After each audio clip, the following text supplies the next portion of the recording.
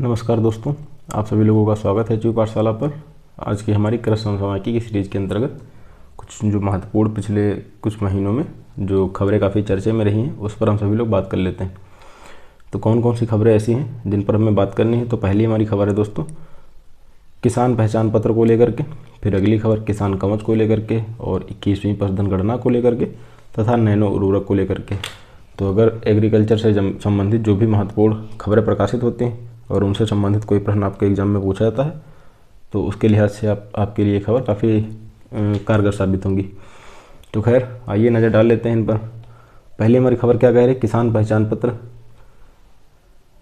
इसके अंतर्गत दोस्तों क्या है, केंद्र सरकार ने राज्यों को किसानों के समावेशी, दक्ष और त्वरित पंजीकरण की सुविधा के लिए कैंप मोड अप्रोच अपनाने की सलाह दी। इसके आपके एग्जाम के लिहाज से इसमें क्या इंपॉर्टेंट है, कैंप मोड अप्रोच। आपसे पूछा जा सकता है कि कैंप मोड अप्रोच का संबंध किससे है, तो किसान पहचान पत्र से।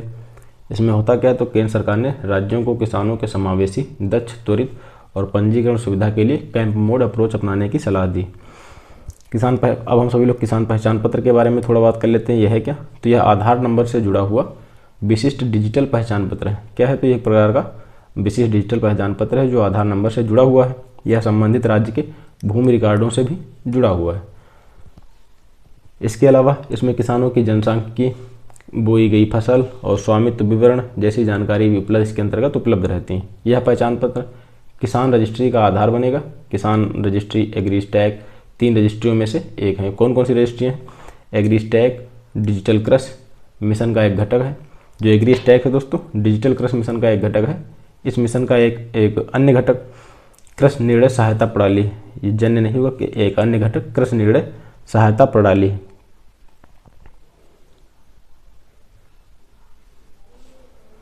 एग्रीस्टैक 3 डेटाबेस हैं, किसान रजिस्ट्री हो गई आपकी, भू संदर्भित ग्राम मानचित्र और फसल बुआई रजिस्ट्री। तो अगर आपका इसके अंतर्गत दोस्तों वैसे काफ़ी ज़्यादा इंपॉर्टेंट चीज़ यही है कैंप मोड अप्रोच। बाकी आपको चीज़ें पढ़ लेनी ताकि आपकी नज़र के तले बनी रहे। अगर कोई प्रश्न बनता है इससे तो आप लोग कर पाएँ। किसान पहचान पत्र केंद्र सरकार के द्वारा राज्यों को किसानों के समावेशी, दक्ष, त्वरित और पंजीकरण की सुविधा के लिए कैंप मोड अप्रोच अपनाने की सलाह दी गई। किसान पहचान पत्र है क्या, तो एक प्रकार का विशेष डिजिटल पहचान पत्र है जो आधार नंबर से जुड़ा हुआ है। एग्रीस्टैक के 3 डेटाबेस हैं, कौन कौन से, किसान रजिस्ट्री, भू संदर्भित ग्राम मानचित्र, फसल बुआई रजिस्ट्री। आगे बढ़ते हैं, किसान कवच को लेकर के बात करते हैं। किसान कवच को लेकर के कौन सी खबर प्रकाशित हुई थी, जैव प्रौद्योगिकी विभाग डीबीटी से संबंधित वैज्ञानिकों ने किसान कवच नामक एक स्वदेशी कीटनाशक सूट को विकसित किया है। किसको विकसित किया है, सूट को विकसित किया है। तो अगर आपसे पूछा जाए हाल ही में जो स्वदेशी कीटनाशक सूट विकसित किया गया उसका नाम क्या है, तो किसान कवच है। जैव प्रौद्योगिकी विभाग से संबंधित वैज्ञानिकों के द्वारा किसान कवच नामक एक स्वदेशी कीटनाशक सूट विकसित किया गया है। तो अगर आपसे पूछा जाए कि भी हाल ही में कौन से कीटनाशक कवच का विकास किया गया है, तो किसान कवच नामक एक स्वदेशी कीटनाशक सूट का विकास किया गया है। अब किसान कवच के बारे में बात कर लेते हैं। यह है क्या,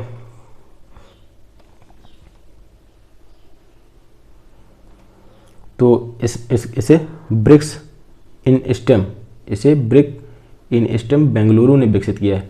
किसान कवच को किसके द्वारा विकसित किया गया, तो ब्रिक इन स्टेम बेंगलुरु के द्वारा विकसित किया गया। यह किसानों के कीटनाशकों के हानिकारक प्रभावों से बचने में मदद करेगा।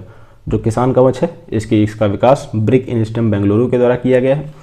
इसका प्रमुख उद्देश्य क्या है, तो किसानों को कीटनाशकों के द्वारा जो किसान भाई जब कीटनाशक का छिड़काव करते हैं तो उससे जिन हानियों का सामना उन्हें करना पड़ता है उससे उन्हें अपना बचाव करने में मदद मिलेगी। ब्रिक इन स्टेम जैव प्रौद्योगिकी अनुसंधान और ब्रिक इन स्टेम जो है दोस्तों जैव प्रौद्योगिकी अनुसंधान और नवाचार परिषद स्टेम, ये नवार नहीं नवाचार होगा, नवाचार परिषद स्टेम सेल विज्ञान और पुनर्योजी चिकित्सा संस्थान। किट, ये फिट नहीं होगा, ये किट में एक ट्राउज़र पुलओवर आक्सिम फैब्रिक से बना एक फेस कवर है। तो ये है क्या दोस्तों, जो ट्राउज़र फुल ओवर और आक्सिम फैब्रिक से बना एक फेस कवर है। ऑक्सिम जो फैब्रिक है किसी भी सामान्य कीटनाशक को, ऑक्सिम फैब्रिक क्या है, किसी भी सामान्य कीटनाशक को रासायनिक रूप से विखंडित कर सकता है। अक्सर जब किसान खेत में कीटनाशकों का छिड़काव करते हैं तब कीटनाशक उनके कपड़ों या शरीर पर लग जाते हैं, तो ऑक्सिम फैब्रिक उन्हें क्या करता है, कीटनाशकों को रासायनिक रूप से विखंडित कर सकता है। तो इसमें याद रखने वाली योग्य चीज़ आपकी क्या है कि हाल ही में जैव प्रौद्योगिकी विभाग से संबंधित वैज्ञानिकों के द्वारा किसान कवच नामक एक स्वदेशी कीटनाशक सूट को विकसित किया गया है। और कहाँ विकसित किया गया है, तो ब्रिक इंस्टेम बेंगलुरु के द्वारा इसका विकास किया गया है। इसका उद्देश्य क्या है दोस्तों, तो इसका उद्देश्य है कीटनाशकों के हानिकारक प्रभावों से बचने में यह मदद करेगा। 21वीं पशुधन गणना पर थोड़ा बात कर लेते हैं, क्योंकि यह आपके लिहाज से काफ़ी ज़्यादा इंपॉर्टेंट है। समय समय पर इससे संबंधित आंकड़े जारी होते हैं दोस्तों। तो 21वीं पशुधन गणना या केंद्रीय मत्स्य पालन, पशुपालन और डेयरी मंत्री ने पशुधन की संख्या पर अपडेटेड डेटा प्राप्त करने के लिए 21वीं पशुधन गणना की शुरुआत की। किसके द्वारा शुरुआत की गई, तो केंद्रीय मत्स्य पालन, पशुपालन और डेयरी मंत्री के द्वारा 21वीं पशुधन गणना की शुरुआत की गई। इस गणना में क्या है, सरकार को पशु रोग नियंत्रण, नस्ल सुधार, ग्रामीण आजीविका जैसे प्रमुख मुद्दों पर व्याख्यान देने में मदद मिलेगी। और इसका आयोजन कब से कब तक किया जा रहा है, आपके लिए काफ़ी ज़्यादा इंपॉर्टेंट बिंदु यही है, अक्टूबर 2024 से लेकर के फरवरी 2025 तक। तो काफ़ी ज़्यादा इंपॉर्टेंट लाइन यही, इसको याद रखिए। 21वीं पशुधन गणना की शुरुआत कब से कब तक करी जा रही है, तो अक्टूबर 2024 से लेकर के फरवरी 2025 के बीच आयोजित की जा रही है। इसकी कुछ प्रमुख विशेषताएं हैं कि 20वीं पशुधन गणना के समान पूरी तरह से डिजिटल रूप में होगी। जो 21वीं पशुधन गणना होगी आमतौर पर पूरी तरह से डिजिटल रूप में होगी। इसके अंतर्गत दोस्तों ये पशुधन है, पशुधन की 16 प्रजातियां और उनकी 219 देसी नस्लों के डाटा प्राप्त किए जाएंगे। ये भी आंकड़ा याद रखने योग्य है कि पशुधन की कितनी प्रजातियां इसमें शामिल होंगी, तो 16 प्रजातियां और उनकी कितनी देसी नस्लों की बात करें तो 219 देसी नस्लें इसमें शामिल होंगी। पहली बार पशुपालकों के डेटा भी प्राप्त किया जाएगा। पहली बार जो पशुपालक हैं उनके भी डेटा प्राप्त किया जाएगा। ये बेटा नहीं, ये डेटा है। ये टाइप करने के बाद दोस्तों जब सेव करो तो इसमें कुछ चीज़ें थोड़ा परिवर्तित हो जाती हैं। तो डेटा, तो पहली बार पशुपालकों के डेटा भी प्राप्त किए जाएंगे। जो पशुपालक हैं उनसे संबंधित भी आंकड़े शामिल किए जाएंगे। पशुपालन में महिलाओं की भूमिका से संबंधित डेटा भी एकत्र किए जाएंगे। जो महिलाओं की भूमिका संबंधित जो भी आंकड़े हैं उनको भी एकत्र किया जाएगा। पशुधन गणना 1919 से प्रत्येक 5 वर्ष में आयोजित की जाती है। आखिरी बार कब करी गई थी, तो 2019 में की गई थी। पशुधन गणना वर्ष 1919 से प्रत्येक 5 वर्ष में आयोजित करी जाती है। अगर हम अंतिम गणना की बात करें तो वर्ष 2019 में पशुधन की अंतिम गणना हुई थी, वर्ष 2019 में। नैनो उर्वरक को लेकर के क्या खबर प्रकाशित हुई थी, कौन कौन सी चीज़ें याद रखने योग्य हैं दोस्तों। नैनो उर्वरक पर बात कर लेते हैं थोड़ा। नैनो उर्वरक होते क्या हैं, तो ऐसे पोषक तत्व होते हैं जो नैनो मटेरियल, अर्थात जो नैनो मटेरियल होते हैं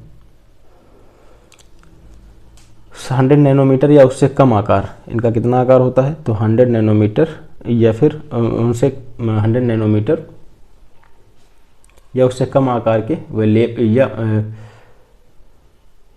खोल या लेप के भीतर, ये क्या है, खोल है दोस्तों, खोल या लेप के भीतर होते हैं। नैनो उर्वरक ऐसे पोषक तत्व होते हैं जो नैनो मटेरियल के खोल या लेप के भीतर होते हैं, आमतौर पर 100 नैनोमीटर या उससे कम आकार के होते हैं। इस पोषक तत्व नियंत्रित रूप से निर्मल होते हैं। जो इस पोषक तत्व के जो नियंत्रित रूप से निर्मुक्त होते हैं और मृदा में धीरे धीरे पहुँचते हैं। निर्मुक्त होते हैं और मृदा में क्या होंगे, धीरे धीरे पहुँचते हैं। इसके लाभ क्या हैं, तो संधारणी खेती को बढ़ावा दिया जाना। संधारणी खेती को क्या दिया जाना, बढ़ावा दिया जाना। दोस्तों यह आमतौर पर मृदा और जल प्रदूषण को कम करने का कार्य करते हैं। क्या करते हैं, मृदा और जल प्रदूषण को कम करने का कार्य करते हैं। नैनो उर्वरक ऐसे पोषक तत्व होते हैं जो नैनो मटेरियल की खोल या लेप के भीतर उपस्थित होते हैं, आमतौर पर 100 नैनोमीटर या उससे कम आकार के होते हैं। इसके पोषक तत्व नियंत्रित रूप से निर्मुक्त होते हैं और मृदा में धीरे धीरे पहुंचते हैं। इसके प्रमुख लाभों की बात करें तो संधारणी खेती को बढ़ावा दिया जाना, लागत प्रभावशीलता, ये सभी कुछ इसके प्रमुख लाभ हैं। अच्छा, ये खबर चर्चा में क्यों आई थी नैनो उर्वरक को लेकर के दोस्तों, तो भारतीय वैज्ञानिकों ने क्या करा, भारतीय वैज्ञानिकों ने म्यूरेट ऑफ पोटाश अर्थात MOP के लिए एक नैनो मटेरियल कोटिंग विकसित की और यह कोटिंग नैनोक्सिले से बनी है। ठीक है, इसीलिए यह खबर चर्चा में आई थी, तो मुझे लगा इसे शामिल कर लेना चाहिए। अगर आपसे ही पूछ लिया जाए कि नैनो उर्वरक क्या चीज़ होती, तो आपको चीज़ें पता होनी चाहिए। तो खैर खबर क्या थी, म्यूरेट ऑफ पोटाश के लिए एक नैनो मटेरियल कोटिंग विकसित करी गई और यह कोटिंग नैनोक्ले से बनी थी। किससे बनी थी? तो यह दोस्तों नैनोक्ले से बनी थी।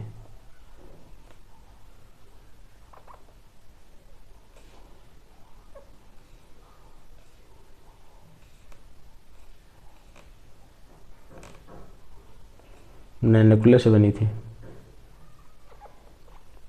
किसकी क्यों यहाँ पर म्यूरेट ऑफ पोटाश के लिए कोटिंग की बात की जा रही है? MOP के लिए। MOP वस्तुतः आमतौर पर पोटेशियम उर्वरक की 80% उस आवश्यकताओं को पूरा करने का कार्य करता है।